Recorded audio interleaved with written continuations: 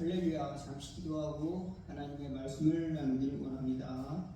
하나님 우리 아버지 감사합니다. 오늘도 감사의 마음 또 하나님의 예배드리는 마음 더하여 주셔서 또 기도할 수 있도록 도와주니 감사합니다. 주님의 음성을 듣는 귀를 날마다 허락하여 주시고 깨닫는 은혜를 허락하여 주시고 주님의 나라를 바라보고 하나님의 나라의 아름다움을 볼 수 있는 아버지 하나님의 믿음의 문을 날마다 허락하여 주시옵시고 또 그 말씀에 순종하는 발걸음 또 손을 허락하여 주시사 또 그대로 따를 수 있는 저희들 될 수 있도록 은혜 더하여 주시고 힘 더하여 주시고 믿음 더하여 주시고 날로 저희의 믿음이 자라날 수 있도록 축복하여 주시옵소서. 예수 그리스도의 이름으로 기도하옵나이다.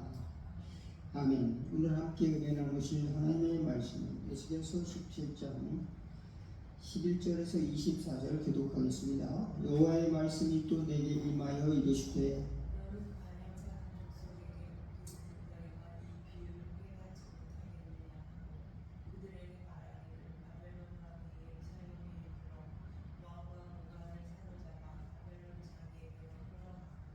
그 왕족 중에서 하나를 택하여 언약을 세우고 그에게 맹세하게 하고 또 그 땅에 능한 자들을 옮겨 갔나니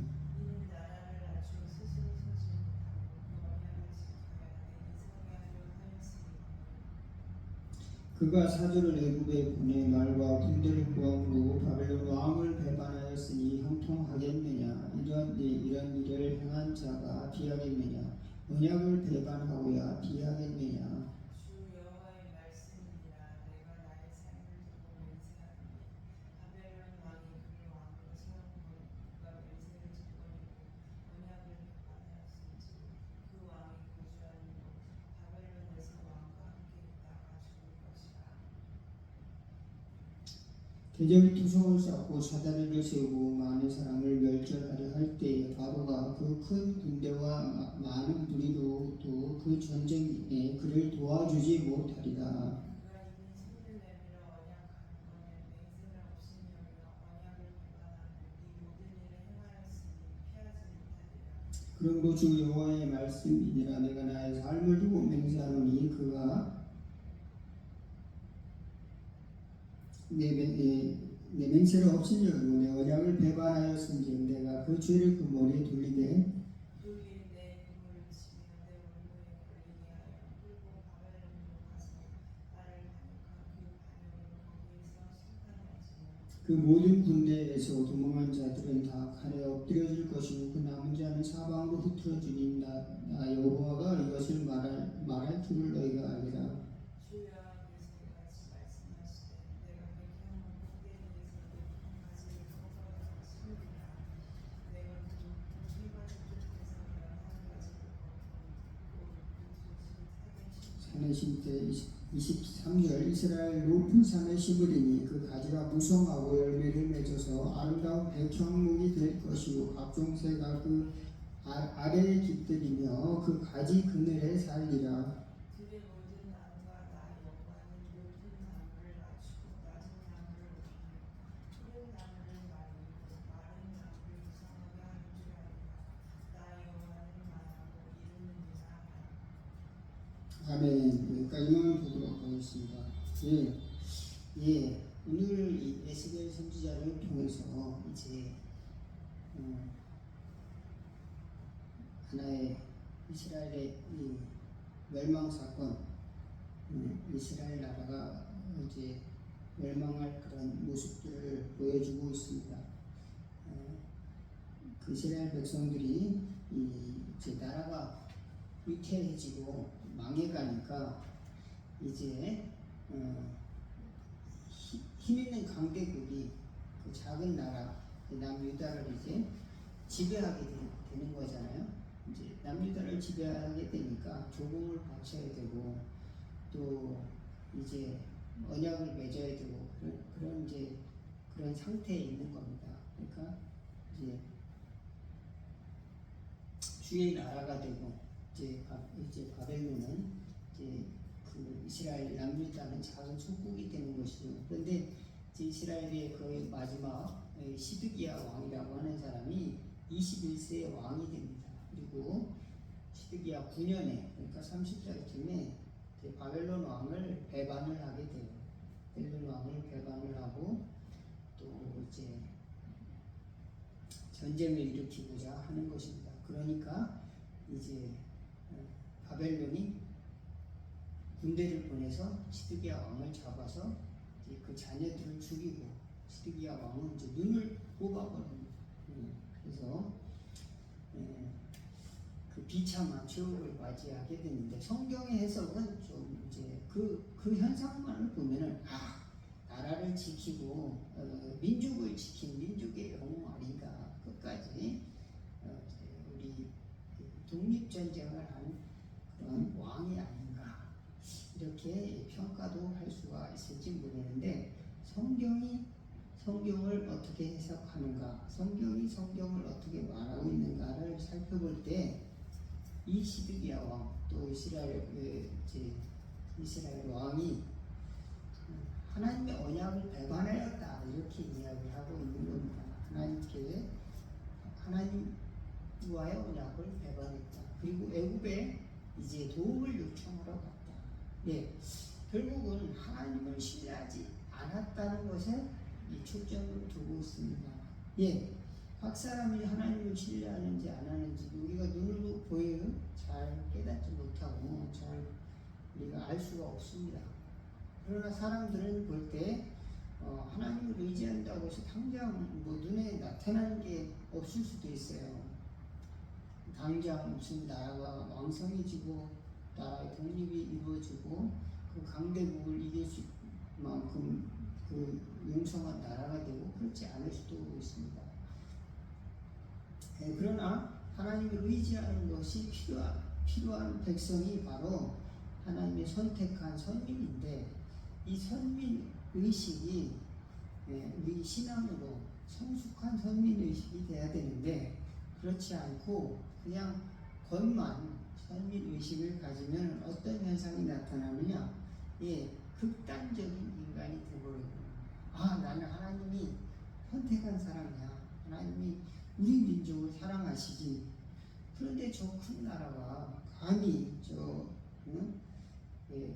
그 하나님도 모르는 저 짐승과 같은 나라 인간들이 어찌 이 선택한 이 하나님의 사람들을 멸시하고 하나님이 택한 거룩한 예루살렘의 그 기명들을 다 가져가고 또 하나님을 멸시하고 저렇게 우리 땅을 짓밟는가? 이건 하나님도 원치 않을 거야. 이렇게 생각하고 하나님이 우리가 공격한다면 저들 하나님이 물리쳐 주실 거야. 이렇게 이제 자기 확신을 가지고 이제 생각을 하고 이제 머리를 짜내는 것입니다. 그 계획은 누구에게서 나온 것이냐? 인간이 왕에게 나온 거죠.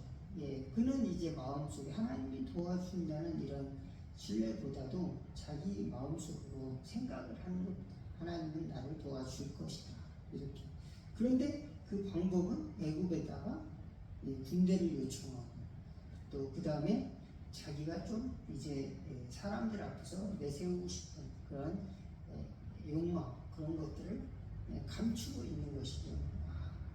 또 두렵기도 하고 이제 하나님만 의지하고 가서 싸우기에는 우리 수가 너무 약해. 그러니까 애굽에 군대를 요청하자.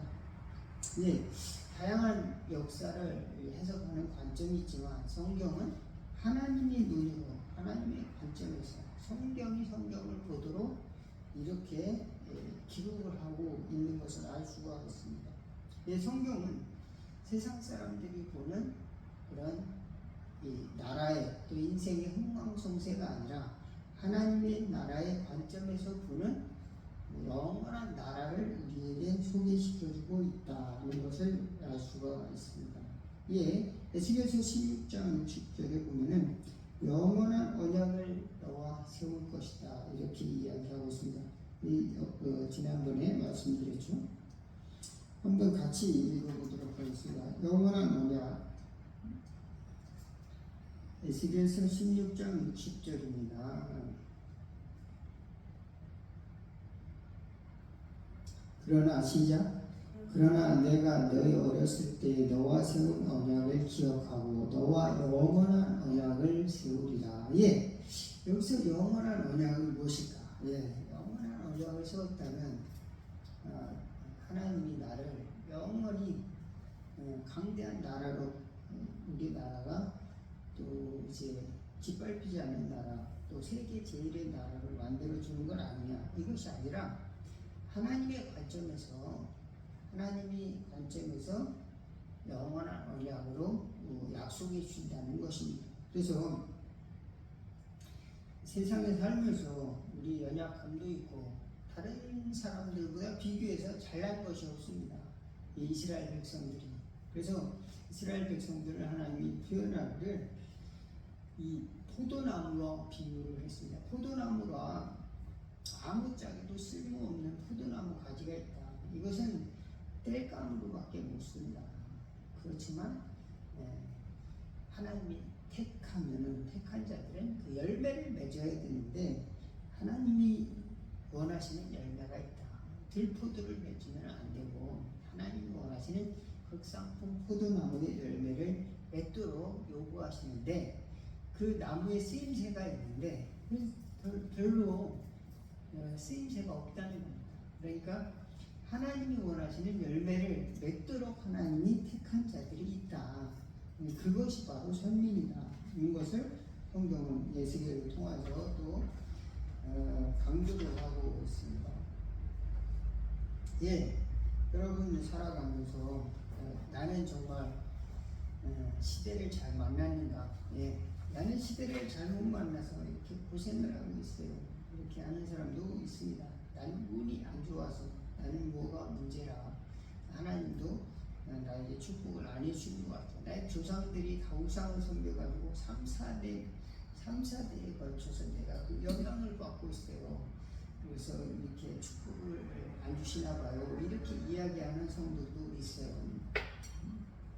예, 어떤 분은 또 나는 4대가 예수님이 4대째 예수님이기 때문에 나는 하나님이 정말로 축복을 해주시는 그런 사람이에요. 또 이렇게 자신있게 이야기하는 사람도 있습니다.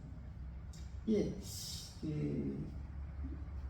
우리는 우리가 생각하는 그 시간, 또 우리가 생각하는 그 축복이나 그 나라가 굉장히 이제 하나님이 보는 관점에 서 보면은 너무도 작고 또 연약한 나라에 살고 있다는 것을 알 수가 있습니다. 우리는 보면은 젊음의 시간도 짧고 어렸을 때의 시간도 짧은 것을 이제 나이가 점점 들어가면은 깨닫게 됩니다. 몸이 점점 약해지고 또 이제 노인이 되면은 병도 한두 가지씩 찾아오고 힘도 젊었을 때보다는 약해지죠.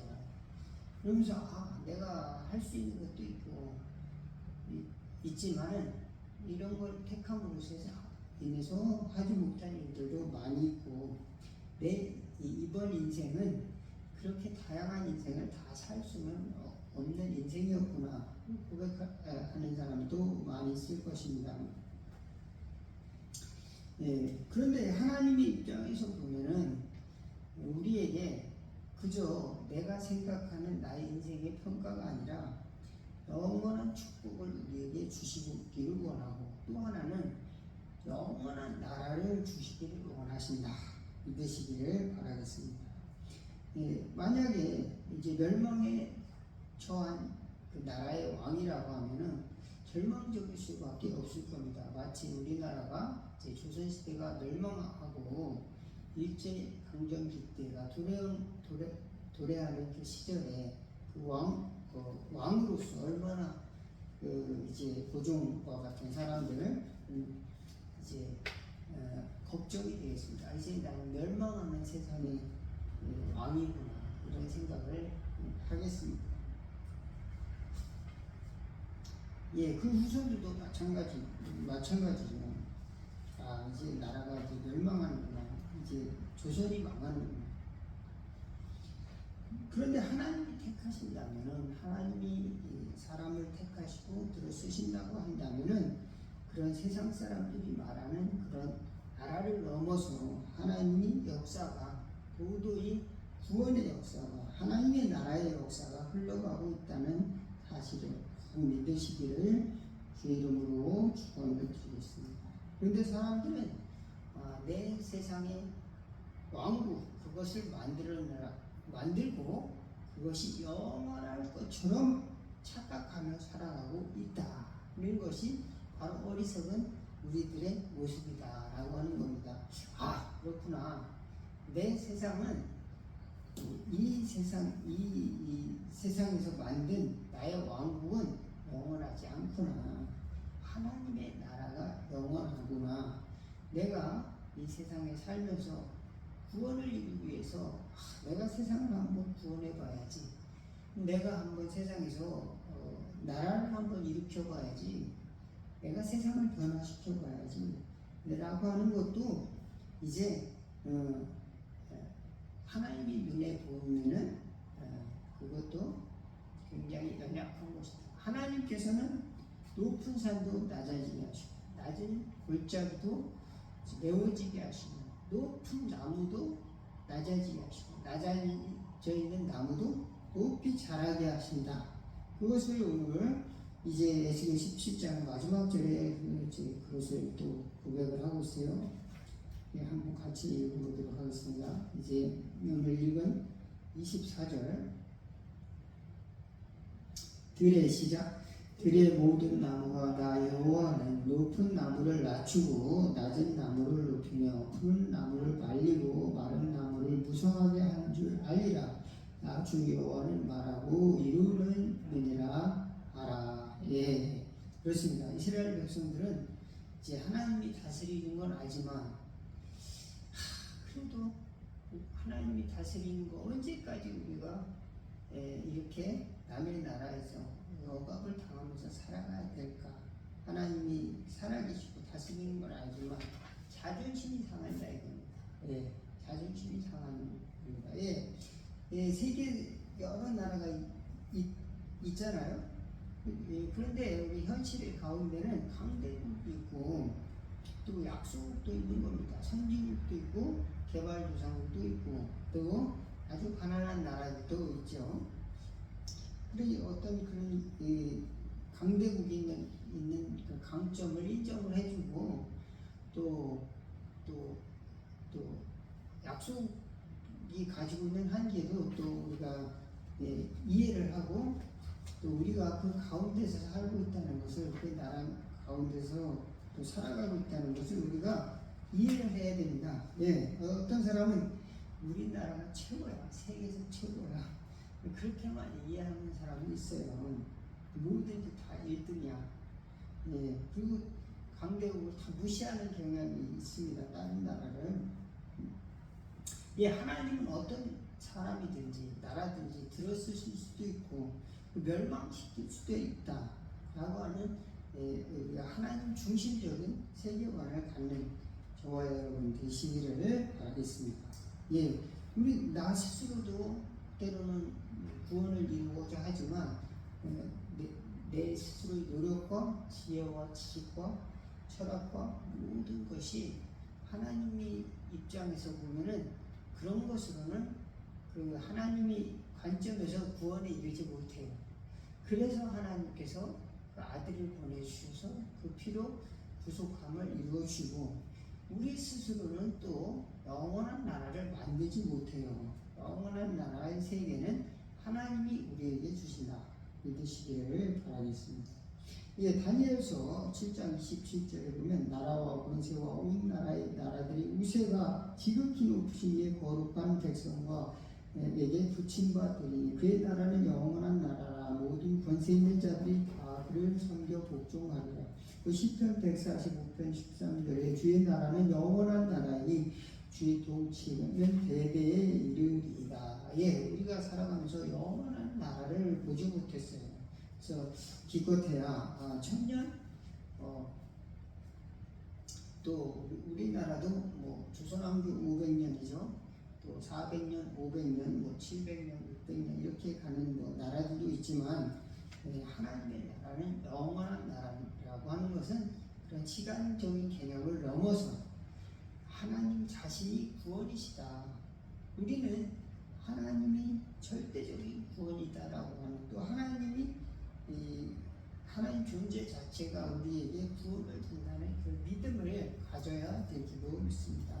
우리는 하나님의 자녀라고 하는 것은 바로 그런 믿음 안에서 확신을 갖는 것이지, 내가 한번 세상을 바꿔봐야겠다, 내가 내 노력으로 한번 구원을 얻어봐야 되겠다, 내가 다른 사람을 구원해야 되겠다 라고 하는 것이 구원의 절대적인 조건이 아니다라는 겁니다. 그리고 어떤 말을 믿어서 구원이 아니에요. 그 사람의 말을 믿어서 구원이 아닙니다. 그 사람이 이러라고 했으니까 그냥 나는 그걸 믿어. 그런 종류의 믿음이라기보다는 존재 자체를 내가 믿는 겁니다. 절대적인 믿음이죠. 그래서 나는 그 사람의 말을 그냥 믿습니다, 이거보다는 그 사람은 신뢰합니다. 전적으로 그 사람의 모든 것을, 존재를 의지합니다. 신뢰합니다. 그런 의미에서 믿음입니다. 그러니까 그 믿음이라고 하면 내가 그 사람의 말을 정직하다고 생각해. 나는 그 사람의 말이 맞다고 생각해.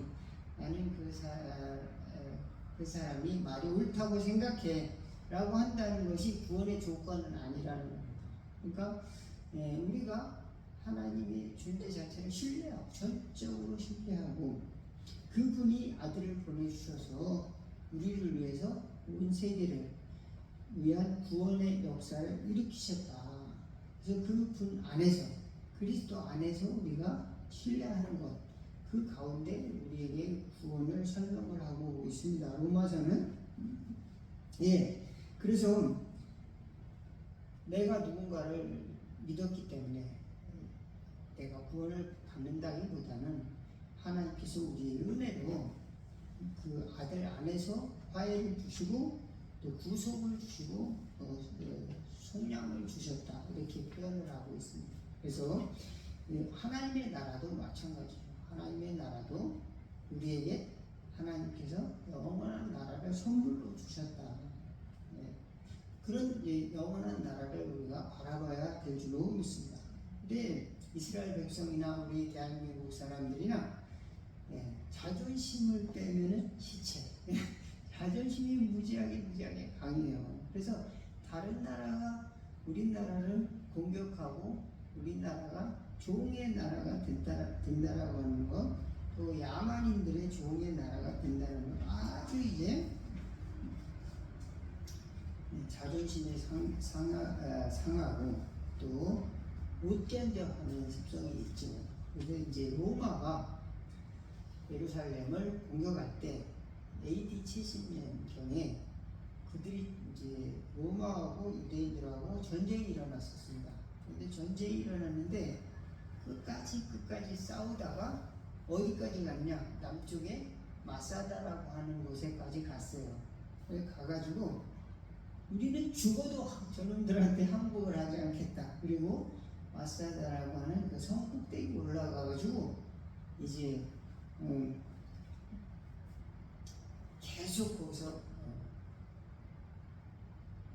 그 식량이 떨어질 때까지 버티는 겁니다. 그 주위에 포위를 하고 이제 그 수많은 로마 군병이 이제 토성을 쌓고 그들을 공격을 하고 이제 나오기를 기다려, 항복하고 나오기를 기다리는데 마지막까지 항전을 하면서 이제 그들이 어떻게 합니까?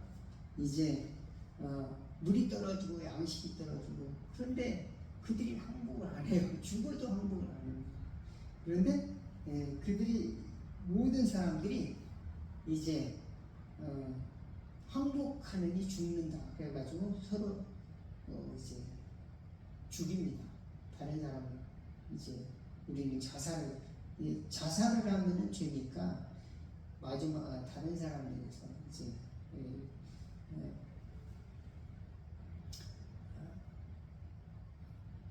살해 당하는 걸 이렇게 해서, 또 마지막 사람은 이제 하나님께 회개하고 또 그렇게 함으로써 이제 마지막까지 저항을 하는데 그 사람이 960명 가량이 거기서 다 죽은 채로 발견됩니다. 그래서 로마 군병들이 가서 이제 그들을 접수하려고 다 올라가 보니까 다 죽은 시체만 널브러져 있었다라고 하는 겁니다. 예, 그렇습니다. 여러분은 어떤 역사를 원하십니까? 또 어떤 나라를 바라십니까? 이스라엘 백성들은 그렇게 죽기를 각오하면서 싸우는 역사가 있는데 어찌 보면은 대단하고 또 순교하기까지 한 그런 모습이기도 하죠. 우리는 적들에게서 짓밟힐 수 없다. 그러나 하나님의 나라를 바라볼 수 있는 믿음 또한 거룩하고 또 귀한 것이다. 하나님의 나라를 위해서 순교하는 사람도 있다. 그런 그 죽음 또한 아름답고 귀한 것이다. 예, 일본에 가면은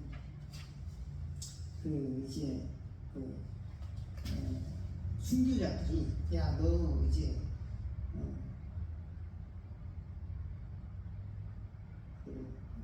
예수님의 상을 밟고 가면은 이 예수님의 그림을 밟고 가면은 이제 너 살려줄게. 그랬는데도 차마 그것을 밟고 지나가지 못하니까 그 사람들을 세워서 바닷가에다가 이제 십자가를 세워놓고 거기서 이제 밀물이 들어오잖아요. 그러면 그 밀물에 빠져가지고 이제 그래서 죽는 겁니다. 그런 모습들을 이제 그 기독교 역사 가운데 그려지고 있습니다. 그 침묵이라는 소설에도 있지만 그것은 사실을 배경으로 그런 역사를 배경으로 그런 것들을 표현을 또 이야기를 해주고 있는데요. 예, 여러분은 어떻습니까?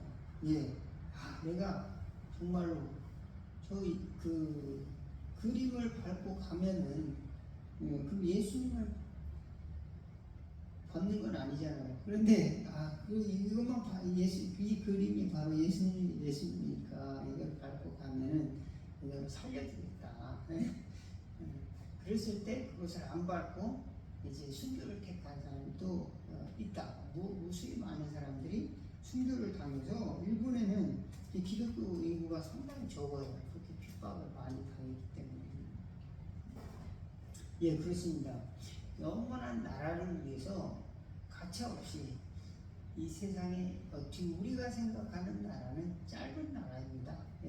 100년, 500년, 1000년 사람들이 생각하는 그런 이 시간들, 시대가 흘러가는 그 시간들보다도 하나님의 나라는 영원한 나라고 또 영원한 언약을 우리에게 주셨다는 사실을 반드시 믿으시기를 또 그리고 그 나라는 시들지 아니하는 나라를 우리에게 선물로 주셨다는 사실을 반드시 믿으시기를 바라겠습니다. 그래서 믿는 자나 믿지 않는 사람 있잖아 하나님이 통치하고 계시다 보여주실 때가 있습니다. 그렇지만 사람들은 마음이 강팍해서 그것을 무시하고 살아갑니다.